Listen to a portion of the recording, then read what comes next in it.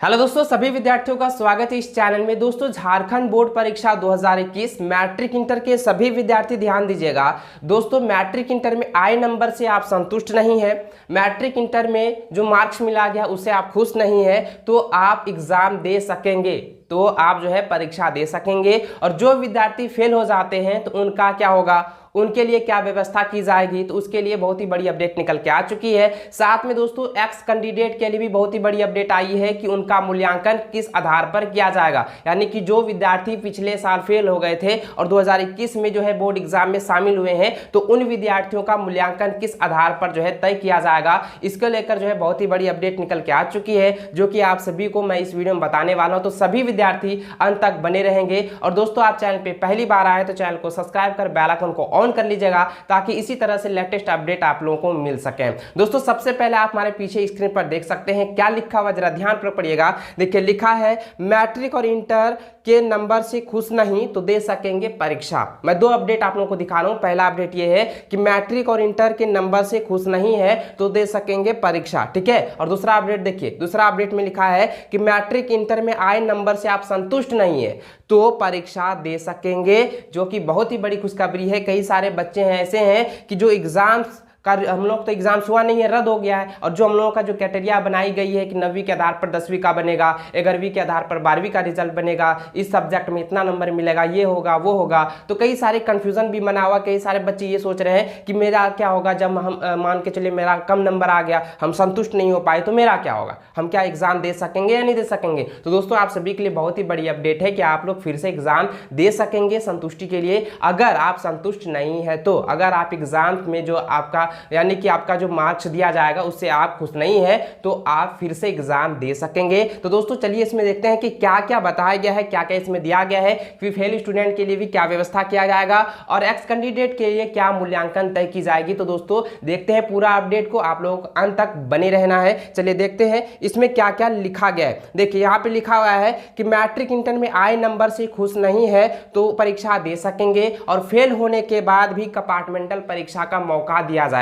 यानी कि जो विद्यार्थी फेल हो चुका है उसके लिए कंपार्टमेंटल की व्यवस्था की जाएगी। तो देखिए आगे क्या लिखा है। लिखा है झारखंड एकेडमिक काउंसिल की मैट्रिक और इंटर की परीक्षा में पास करने के बावजूद छात्र छात्रा अगर अपने नंबर से खुश नहीं है, यानी कि जो नंबर आप लोगों को मिला है, ठीक है, झारखंड एकेडमिक काउंसिल के द्वारा जो मार्किंग किया गया, जो मतलब मूल्यांकन किया गया है, और उससे आप संतुष्ट नहीं है, खुश नहीं है, तो उसके लिए आपका लिए परीक्षा का आयोजन किया जाएगा। यानी कि जो विद्यार्थी खुश नहीं है उसके लिए आयोजन किया जाएगा, आप परीक्षा दे सकेंगे। वही जो छात्र छात्रा परीक्षा में पास नहीं कर पाते हैं, ठीक है, मतलब जो मूल्यांकन किया जाएगा उसमें वो फेल हो जाता है, क्योंकि इस बार तो एग्जाम्स हुआ नहीं, एग्जाम्स तो रद्द हो गया है, लेकिन इसमें जो मूल्यांकन तय किया गया है, मूल्यांकन की जो फॉर्मूला तय की गई है, और उस फॉर्मूले में भी मूल्यांकन करने के बाद वो फेल हो जाता है, तो उन विद्यार्थियों क्या क्या होगा, जरा ध्यानपूर्वक सुनिएगा। दोस्तों, यहाँ पे लिखा है कि जो छात्र छात्रा परीक्षा में पास नहीं कर पाते हैं तो उनके लिए जो है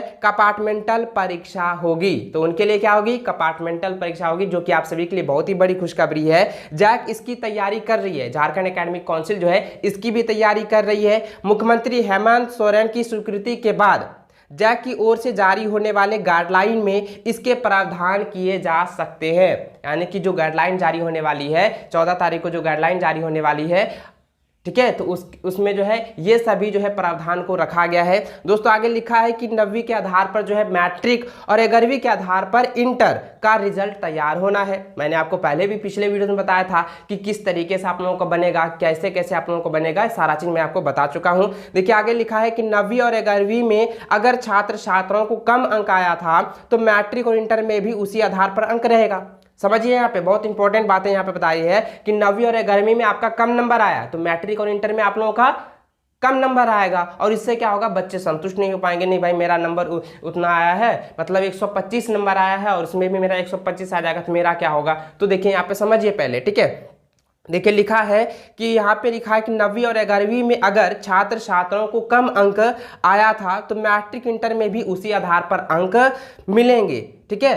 तो ऐसे में रिजल्ट के बाद अगर वह अपने अंक से संतुष्ट नहीं होते हैं, यानी कि रिजल्ट आने के बाद अगर आप संतुष्ट नहीं होते हैं तो वह लिखित परीक्षा दे सकते हैं, तो वह लिखित परीक्षा दे सकते हैं। उसके लिए परीक्षा का आयोजन किया जाएगा। देखिए आगे क्या लिखा है, रिजल्ट बेहतर करने के लिए छात्र छात्राओं की अलग से परीक्षा ली जाएगी, यानी कि रिजल्ट को बेहतर बनाने के लिए जो है आपके परीक्षा का अलग से आयोजन भी किया जाएगा। ये बहुत ही बड़ी अपडेट है, बहुत ही बड़ी खुशखबरी है आप सभी के लिए जो संतुष्टि नहीं कर पाएंगे कि अपने मुझे मार्क्स इतना, मुझे जो इतना मार्क्स आना चाहिए लेकिन मुझे इतना ही मार्क्स मिला है, तो हम संतुष्ट नहीं है। इसके लिए आपको परीक्षा देनी होगी, आपको लिए परीक्षा का आयोजन किया जाएगा। देखिए आगे लिखा है कि रिजल्ट बेहतर करने के लिए छात्र छात्राओं को अगर अलग से जो है परीक्षा ली जाएगी। सीबीएसई ने भी 10वीं के आने वाले परिणाम से अगर छात्र छात्राएं खुश नहीं है तो मैट्रिक इंटरमीडिएट का रिजल्ट जारी होने पर जो छात्र छात्राएं असफल भी हो जाते हैं तो उनके लिए कंपार्टमेंटल का भी परीक्षा का आयोजन किया जाएगा।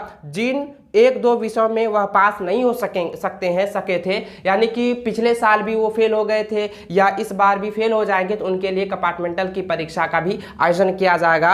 उसके लिए जो है परीक्षा वे दे सकेंगे, ठीक है, उसके लिए वो परीक्षा दे सकेंगे। देखिए आगे क्या लिखा है, लिखा है कि पुराने विद्यार्थी यानी कि जो एक्स कैंडिडेट है, जरा ध्यानपूर्वक सुनिएगा। यहाँ पे लिखा है कि पुराने विद्यार्थियों के लिए तय करना होगा आधार, यानी कि आपके मूल्यांकन के लिए जो है आधार तय करने वाली है कि किस आधार पर आप लोगों का मूल्यांकन होगा, किस आधार पर आप लोगों का रिजल्ट तैयार किया जाए। क्योंकि रेगुलर स्टूडेंट के लिए तो बता दिया है कि 9वीं और 11वीं के आधार पर जो है उनका रिजल्ट तैयार किया जाएगा, लेकिन एक्स कैंडिडेट के लिए अभी ये समझ में नहीं आ रहा है कि किस तरीके से उसका मूल्यांकन तय किया जाएगा। क्योंकि मैंने आपको जो विद्यार्थी मुझे कॉल किए हुए थे, व्हाट्सएप पे जो जुड़े हुए हैं, उनको मैंने पहले ही बताया था कि जिस तरीके से पिछले साल तो आप मान के चलिए इस बार 10वीं में है और पिछले साल भी 10वीं में थे और क्रॉस कर गए थे, तो 10वीं में जो आप लोगों का जो एक्टिविटी हुई है उनके आधार पर ही ले जाने की संभावना है। ये कि सूत्रों के मुताबिक हमको पता चला था, जो कि मैं आपको बताया था, ठीक है। देखिए आगे यहाँ पे क्या लिखा, जरा ध्यानपूर्वक सुनिएगा।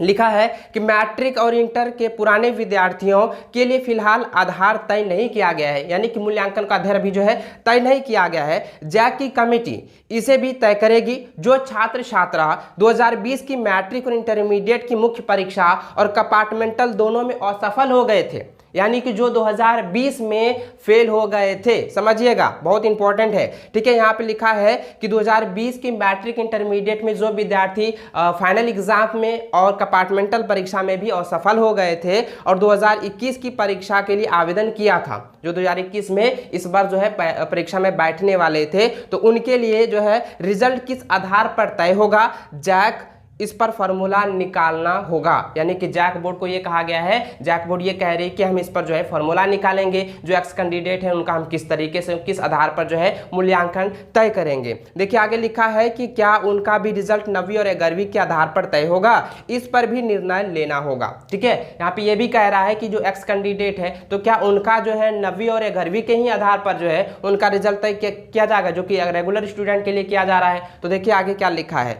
लिखा है मैट्रिक में इस साल करीब जो है 19,000 ऐसे छात्र छात्राएं हैं जो पिछले साल पास नहीं कर सके थे। वही इंटरमीडिएट में ऐसे छात्र छात्राओं की संख्या है जो कि 17,000 के करीब है, यानी 19,000 ऐसे विद्यार्थी हैं जो कि पिछले साल भी क्रॉस हो गया था और इस बार जो है शामिल होने वाले थे। और इंटरमीडिएट में लगभग 17,000 विद्यार्थी फेल हुए थे पिछले साल। तो उन सभी विद्यार्थियों के लिए जो है एक नया क्राइटेरिया तैयार की जाएगी, उनका मूल्यांकन किस आधार पर होगा। लेकिन दोस्तों मैं आपको बता देना चाहूंगा कि सूत्रों के मुताबिक जो मुझे पता चला है, जो मैं आप लोगों को बता रहा हूँ, ध्यानपूर्वक सुनिएगा, उसमें यह कहा गया था कि पिछले साल जो 10वीं में उसकी एक्टिविटी हुई है, जो इंटर में एक्टिविटी हुई है, उनके ही आधार पर उनका रिजल्ट तय किया जाएगा। उनके मतलब 9वीं और 11वीं के आधार पर नहीं, क्योंकि रेगुलर स्टूडेंट के लिए 9वीं और 11वीं के आधार बनाया जाएगा। ये एक्स कैंडिडेट की जो पिछले साल जो कक्षाएं चली है उसमें जो भी एक्टिविटी हुई हैं, स्कूल स्तर पर एग्जाम्स हुए हैं, टेस्ट हुए हैं, प्री बोर्ड हुए हैं, प्रायोगिक परीक्षाएं हुए हैं, आंतरिक असेसमेंट के द्वारा मूल्यांकन किया गया है, तो उनके ही आधार पर जो एक्स कैंडिडेट है